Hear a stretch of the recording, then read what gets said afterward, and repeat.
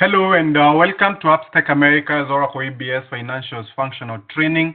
My name is Bob and I'm the lead senior consultant for Upstack America. And with me today I have Victor, who is also a senior consultant. And today we are handling lesson 5 of the receivables module. And Victor, please walk us through. Thank you, Bob, for the introduction. And welcome everybody to this lesson in our Financials Functional Training series. We are going to resume from where we left in our previous session. We were experiencing an error when trying to create a customer, but we were able to resolve the error, so hopefully we'll be able to create the customer in this session. So just to remind ourselves, this is the hierarchy that we are going to have. We have a customer at the top. Customer can have multiple accounts, which we said accounts define the kind of a relationship that you have with a customer. That is, when I say you, I say the company who, as a consultant, you are implementing these receivables for. Every account, an account can have multiple addresses. Okay, we talked about this. And I actually wanted to clarify something here before we go to the window where we create this, all these entities. We are going to see the word site and addresses, and it might get a bit confusing, but you can basically treat them as one and the same thing. Okay, an address basically describes a site. Okay, so when we create an account site, we are going to create an address. Okay, we are going to give that site an address. So it's basically you can view them as one and the same thing. So don't get confused.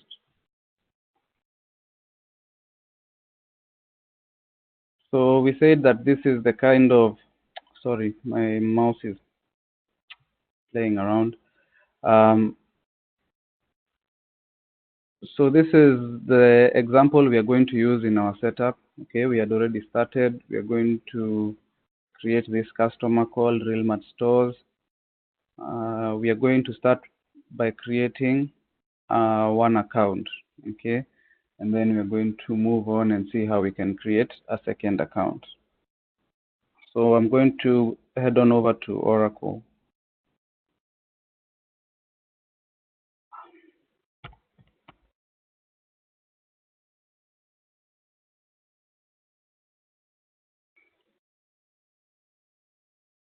So I'm going to log in as my receivables responsibility, and the navigation is customer. So we want to create a new customer. Okay, so we click on this create button.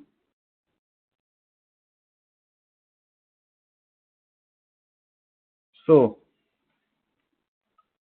under this customer information tab here, we enter the name of the customer. This is the party who we are entering into a business relationship with.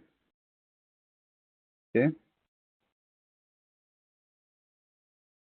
that is all that is mandatory to enter here. We have other fields which you can fill. This maybe will be filled in a production environment if it's information that's important or relevant to this enterprise.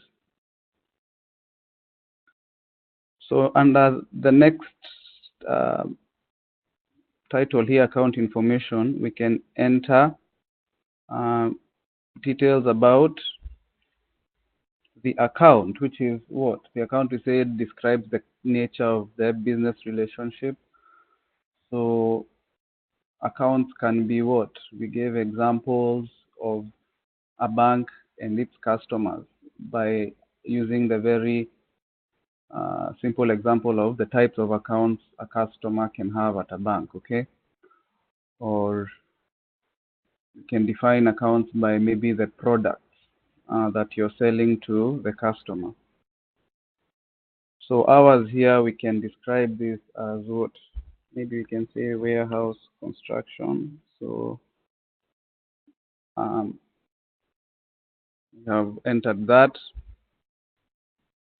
We are going to leave the profile class as default. We have other types of profiles which we can define in customer profiles, and we are going to see how to do that in later lessons. Account type, we have internal or external, whether this is within the enterprise or dealing with external customer. So that's okay. You can leave these other fields for now. So now you can actually see here it says account site address. Okay, so when we create an address, we are going to assign it to a site. So I think the address we had used was 409 Bay Street. I'm using these values that I had already entered here.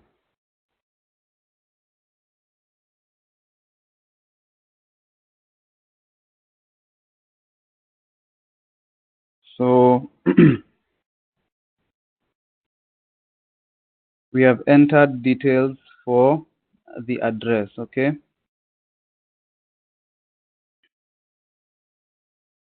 We can enter more details about the site, okay?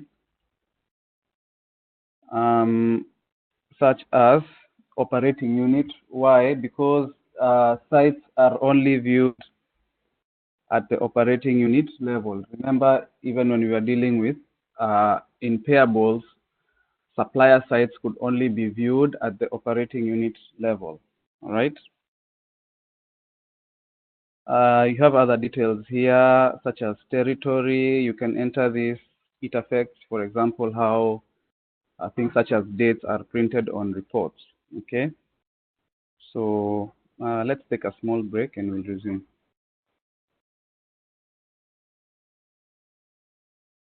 So you can enter more details about the site in these fields over here, okay? At the bottom here, you have where you enter the business purposes, okay? And we talked about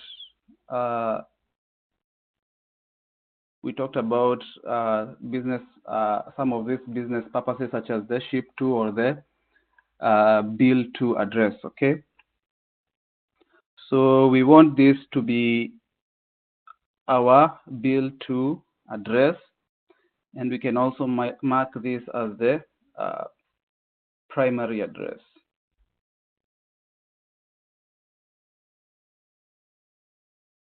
Okay, so let us apply.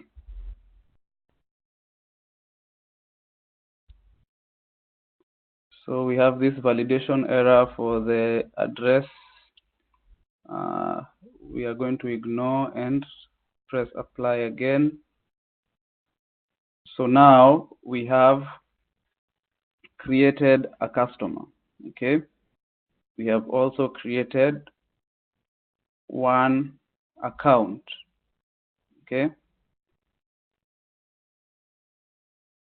Under this account, we have this site, okay? And this is the address. So if we go in here and select account, you will see overview information of this particular account, such as the sites associated with it, which will give us the address that we entered.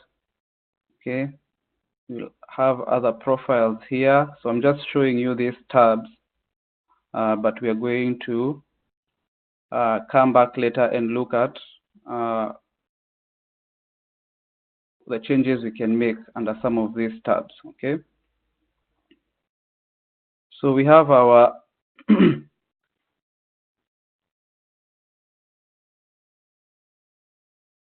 we have created a customer, a Realmat, an account, and we also have an address. Okay, so we can create a second account for Realmat, like we said. Maybe if we have another project for them, but it's going to be the same customer with a different account.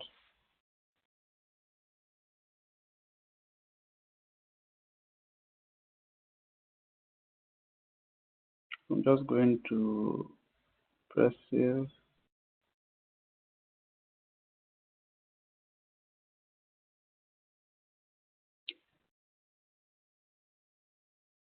So that's about it for creating our first customer. Like I said, we are going to make different changes and see how those changes affect the functionality in the application. So we can close this page and go back to our slides.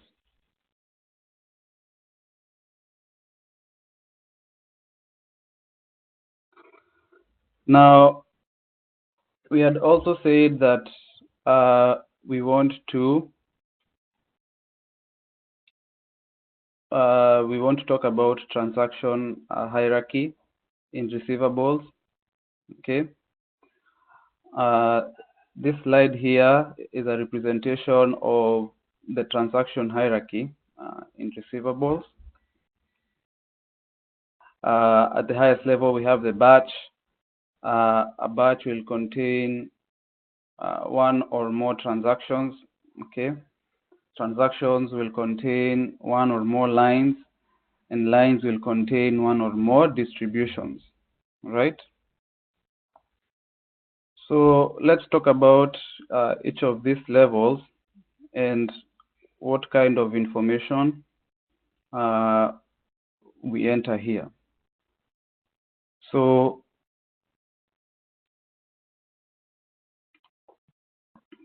at the batch level, you can enter source. Okay, we are going to talk about what source is.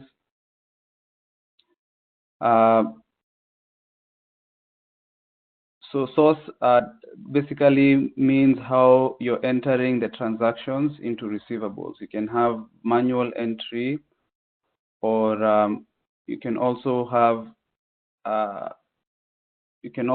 imported. Okay, so we are going to talk about that when we start entering transactions. So there's a difference between payables, what we saw in payables, and what we have in receivables. In receivables, entering batches is not compulsory. Okay, now remember we saw in payables that when you say you're going to use batches, then you have to use batches. Okay, and if you don't want to use batches, then you don't use them at all. In receivables, you can enter batches or you can enter transactions directly. Okay, so if you don't enter a batch, the system creates one for you. That is like with a system generated identification or number. Another thing that you enter at the batch level is control count and control amounts. So we are familiar with this concept. control count, you will enter how many transactions you want to enter in the batch, okay? And once you're done entering the transactions, the system can compare how many transactions you've entered to the control amount, and any variance will be reported to you, to the user. Control amount is the same concept, but now with the amounts in your transactions.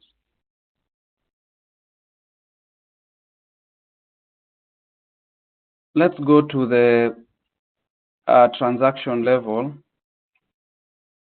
So at the transaction level, we are going to see that there are different bits of information that we enter. You can enter the source at the transaction level. The reason why this is so is because we said in receivables we can enter transactions directly without batches, or you can put them in batches. So even at the transaction level, you are able to select the source.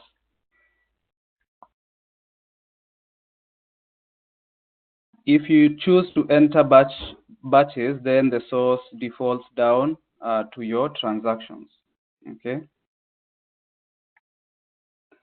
The other thing that you can enter at the transaction level is what we are going to see is called the class, and these are seeded classifications. They come with the system, and some of them we're going to see, for example, debit memos, we're going to see deposits, we're going to see invoice, okay? So those are seeded, they come with the system. You have, when you're entering your transactions, you'll select your invoice class from what you are given in that pick list. The other thing we enter at the transaction level, we're going to see is transaction type. We are actually going to discuss transaction type in much more detail in coming tutorials. Transaction type is something we can create and we can use for classification. We're also going to see it's something that we can use to generate accounts for our distributions, okay, using a feature that we call auto accounting. We can also select the legal entity, okay. We can also select the legal entity which owns this transaction. This is a bit different from what we saw in payables. In payables, we didn't have many windows or any windows we saw where we can select legal entity. And the reason why we can do this is just to mention, we're going to come back to this idea again, is because remember when we are creating our operating unit, what we identified was a default legal context, okay? We didn't necessarily select a legal entity. What we said was default legal context, which means there's a possibility of an operating unit serving more than one legal entity. And of course, that legal entity has to be tied to the ledger which that operating unit is associated with. So that's just an overview of some of the information that we are going to see that we need to enter at the transaction level. Transaction can have one or more lines. At the lines is where you describe or you enter the products or the services or goods that you sold or provided to the customer. You outline them, okay? We are going to see that there are certain descriptions that you can enter, and you can use those descriptions also to generate accounting. You can use those descriptions to come up with accounts using auto accounting, and those descriptions are called the memo lines. So the lines is basically where you outline those items which you sold to the customer. And then finally, the distributions are the GL accounts, okay? And the distributions will be your revenue accounts, where the proceeds of these sales will be accounted, okay? Your lines can have one or more distributions, same way we saw in payables, okay? So maybe if you have a product which you account for in different accounts based on certain differences or peculiarities, then the distributions could be different, and that would be a case such as this: transactions 2 with the line, 1 line and 2 distributions. So that is an overview of transaction hierarchy in receivables. So with that understanding, we should be able to enter a transaction.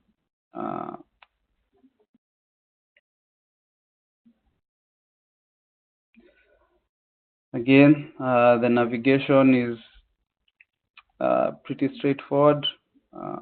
Just select the transactions option. So let me go to Oracle. I'm still logged in using my receivables responsibility.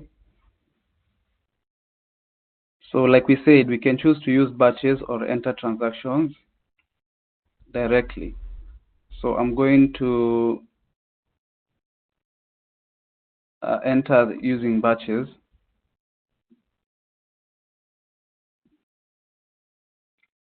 Okay.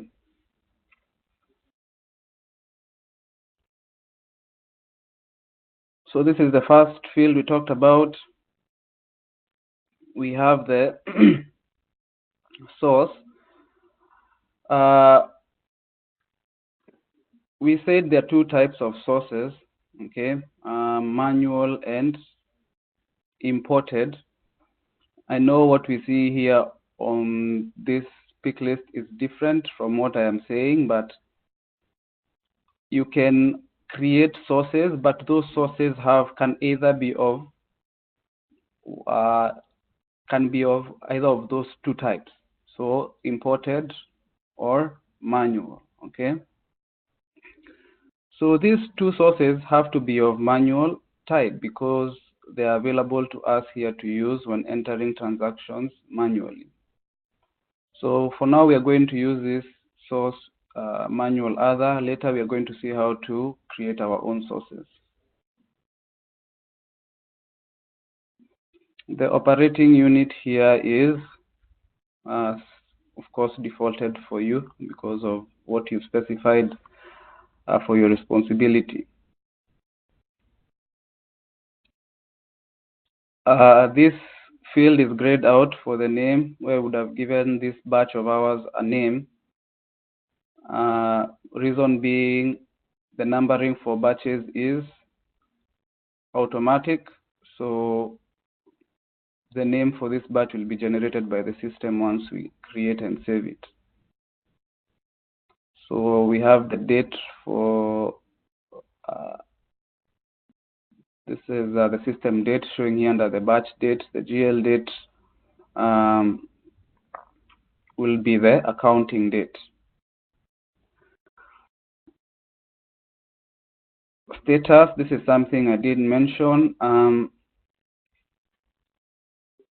Status is something that it doesn't have any functional purpose. Like it's not a field that the system can read and produce output from. This is for the user to classify their batches depending on the statuses described here. So depending on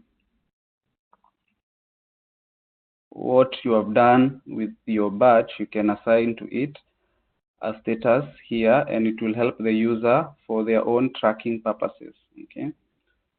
So maybe we can give our first batch here the title open or the status open. The comments field is optional. You can choose to enter comments. You can say Maskani, Realmat, maybe transaction 1 or batch 1, because this is at the batch level. You can enter the count here for the number of transactions that you're going to enter in this batch. So let's say we are entering 1 here, and let's say the amount is going to be $1,000. So we can click on transactions. Okay. Again, we said the source here defaults down from the batch. If you enter batches, and you can select your source from here if you're entering transactions directly. Class. This is a seeded list from receivables, so you pick a class here. Okay. So we're going to pick standard invoice. And as you can see, sometimes based on your selection, there are some changes in other fields. Okay. So let's see if you look at this payment term field here, for example, it's grayed out, but when we select invoice, it becomes open.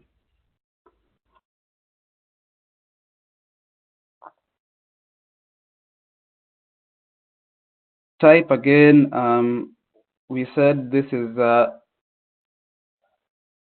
something we can create, okay? And we're actually going to see how to do that in future tutorials. You can create your own types of invoices based on the needs of the user, okay? And based on those types, you can also define other things such as GL accounts, we said. So we're going to use this type regular invoice. And you can see here the legal entity. You see we have the choice to select Maskani property managers, right? Or developers. So that's something we haven't seen before, for example, in AP. We're going to stick with Maskani developers. So down here is where you select your customer who are you billing to, because once you enter these transactions and you complete them, then you're going to print out this, and it's going to be the invoice that you send to the customer. So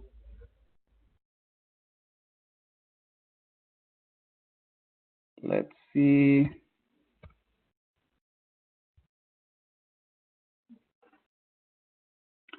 Realmart stores.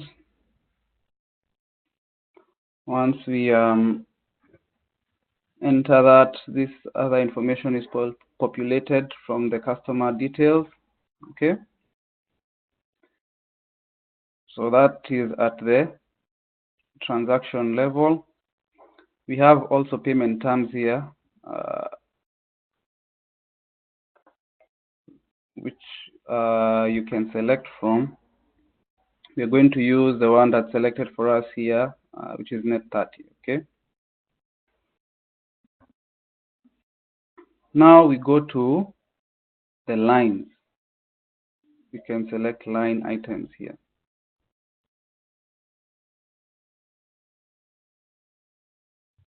So we're getting an error here. Oh, let's see that.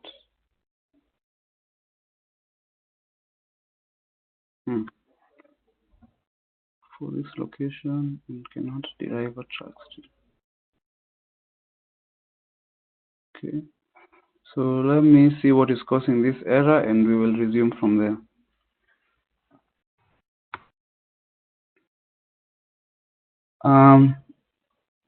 So we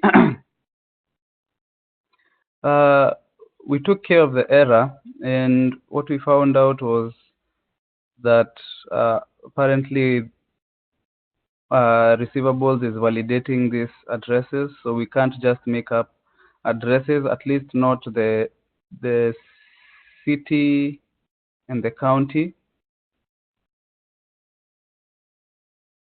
So I entered valid values for the county, the postal code, and the city, and it seems to have taken care of the error. I'm not sure whether there is this address in Boston, but it doesn't seem to bring a problem. So looks like we can proceed.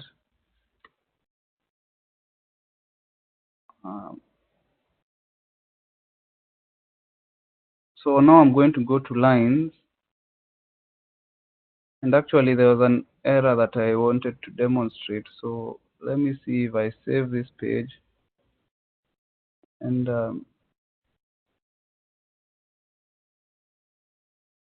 exit. Let me go to transactions again, and let me click on line items. Okay, so let's just proceed, and hopefully we'll be able to explain the point that we wanted to explain.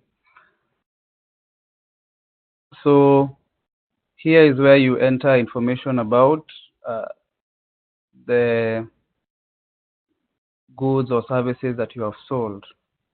Okay. You have this field, item,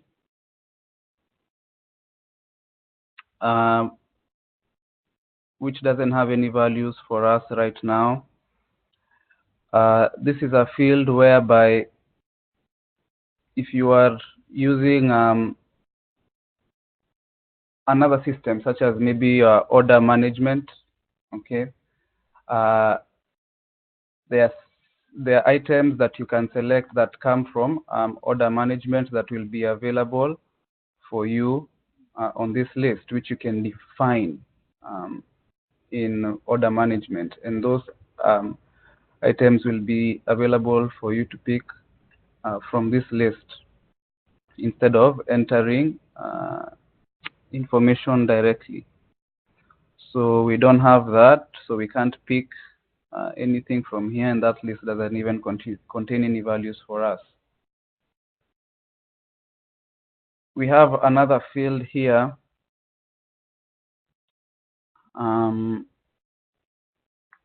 description. This is a special kind of field because while it has a pick list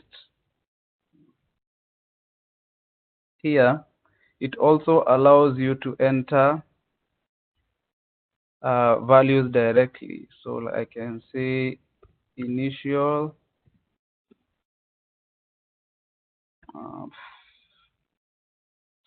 preparation stage or something. I don't know what would be on a construction invoice. So you can enter values directly, or you can pick values from a pick list. And we are going to learn that here you can define what we call memo lines, okay, which is something you define ahead, and instead of entering a description directly, you have predefined descriptions for certain goods or services that you provide or you sell. And we will also see that we can define accounting rules to generate accounts for those goods or services based on those standard memo lines. So for example, we would have here consulting services, okay, or engineering services, and you have maybe an account for engineering revenue. So once you select that particular memo line, then the account will be generated based on what you entered to be the account for that particular memo line. So initial preparation, maybe services, is a very vague description. Please, okay. So that is the error we are getting because of this item field. You can enter one. I think we said our transaction is for $1,000. So 1 unit for $1,000. Okay. So let me try to save this transaction.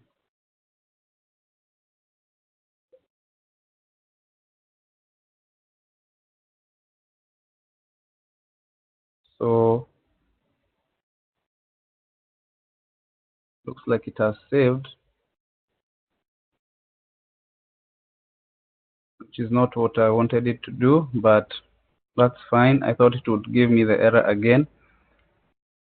So I have entered the description of the product, okay? But if I click on distributions here, you can see that there is no GL account defined, right? If we had set up auto accounting, maybe based on that particular description, let's say we have set that up as a standard memo line, then the GL account or the distribution will be automatically populated here based on what we had set up. However, for now, we have to enter the accounts for this transaction. And we do not have to enter only the accounts for the revenue, but also for receivables. Okay, so because the accounting for revenue for receivables is that when you sell a product, is you debit receivables because a customer will owe you something, and you credit your revenue because your revenue goes up based on the sales of that product or service. You will have to enter accounts for both revenue and receivables. And how do you do that? You say accounts for all lines. If you say account for this line, it will only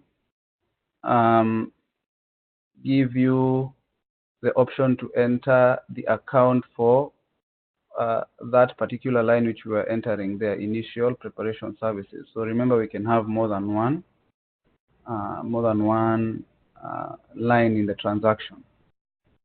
So we'll say account for all lines, and that way we have receivable accounts available to us here. So let's quickly enter the values here. So this is for developers, receivables account.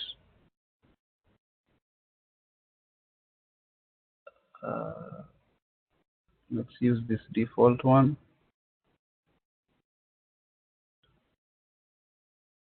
Let's say retail.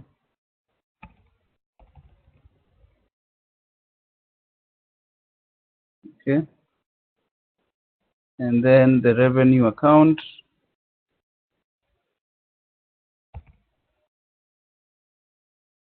See what revenue accounts we have defined here. Commercial sales don't have a very good account, so I'm just going to use the generic one, sales and revenue.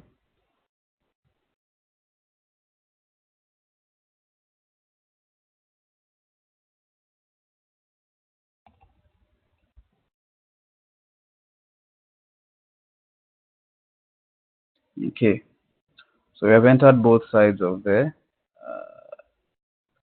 transaction. Okay, so you can see receivables here, and of course, if you have multiple lines, then the other lines will be shown here. Okay, so I can save this. So we have entered, going back to our slides, we have entered a batch, we have entered a transaction, we have entered, let me go this way, we have entered a batch, a transaction with one line and one distribution.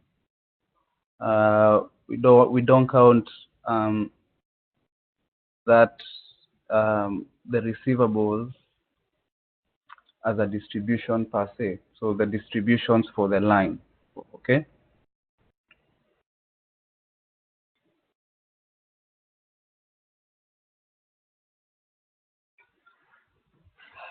So after we have entered the transaction, then what next? Let's save this.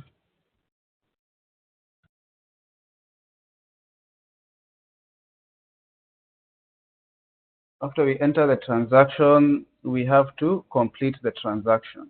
Okay. So what does completing the transaction do? It validates the transaction, makes sure every detail is set. The GL accounts, the distributions have been entered. Okay. Excuse me. Receipts can also only be applied to completed transactions. So remember, you send the transaction as an invoice to the customer. The customer sends payment, and you apply that payment as receipt to the transaction. So the only transactions which are available for application of receipts are the ones which have been completed. And they are the only ones which appear on this report called aging reports, which we're going to talk about in future tutorials. So how do you complete transactions? Simple as pressing this button here, complete.